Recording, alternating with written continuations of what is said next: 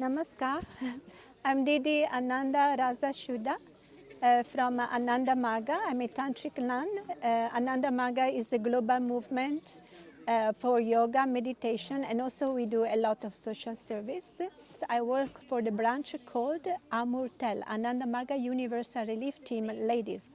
We do the relief at times of catastrophes or wars or earthquakes where people really need relief work and help in so many different ways, not only physically but also psychologically. And we especially dedicate our work for the needs of children and women.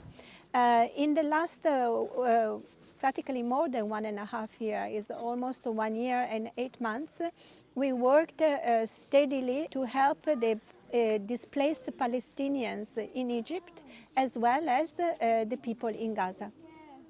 We have now more than 150,000 Palestinian families displaced in Egypt, and we created 2 schools, one in Cairo and one in Al Arish, which is the North Egypt. Each school has over 200 children, and we are doing our best to really help these children to find a normal rhythm again in their life and overcome also the war trauma.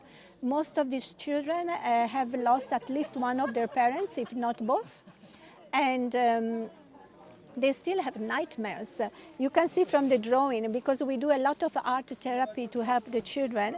They started with a lot of drawing where there is a fire, and you know the hands are full of black color, which indicates the death they've been witnessing. And here children screaming in the fire, and here another one. Children and fire because they had nightmares. For more than a year they had continuous nightmares.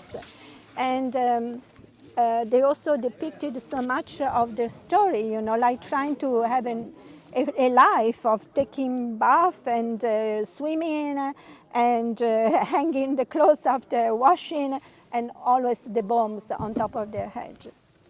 This has been the reality. Many of them actually trying to draw the war itself, like a block, like a negative block that is stuck and is blocking the heart and the mind. And inside the figures, some sort of faces that looks like monsters. And this is a 14 years old that actually, because half of her family was practically killed, and the idea that when people die, they are like angels that flies in paradise. And another one that actually made the whole family and made a heart around the dead people. These are the dead people. And he made a heart and he wrote on top, they are in paradise. And this is another one where the little child, she is part of, it's a triplet, 3 girls, 1, 2, 3. And here, 1, 2, 3. Before the war, there was light, and the father was there with them. After the war, only the mother. And she's depicting the war in a very artistic way, amazing. And here, for example, is when it was raining and they were in these encampments, and everything is muddy, and the children suffered during that time. And here, they also is 16 years old, that painted a bit their life of eating in pots in the street altogether. But they have very much this sense of community. And here, we also have in Cairo a children home with 8 orphans. These children, they were all saved by the rebels, and they lost a father and mother and some of their siblings as well. They have only one grandmother, and so they're living with the grandmother, and plus 5 more children added to them, so now they are 13 altogether. And this is the first child. The oldest is 11 years old. And he did this, and we asked him what it is, and he said, it's my tribe. They have this sense of community, because it's the community that really save them and help them to continue their life in the best possible way. But then we also see that slowly, because already these children are more than 1 year in our school, slowly they are getting better. Like, for example, Here there is much more harmony and birds in the sky instead of airplanes, and there is a house. Means that the child is starting to have a little bit of comfort and normality. The only thing, if you see this, the house has only one window, and many of them, they actually have eye problems because of what they saw, and they see mostly from one eye. One eye is almost, in many children, one eye is actually not functioning properly or blind.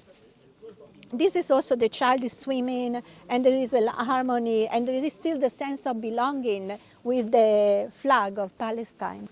And then this is another one that really creates a harmony for the child with a house, a boat, the flag of Palestine, but it's harmonious. And in this one, we asked the child, why did you do this, you know? And he said, because the cactus can survive without water, exactly like they are doing, and because it's very patient. It's a very patient plant.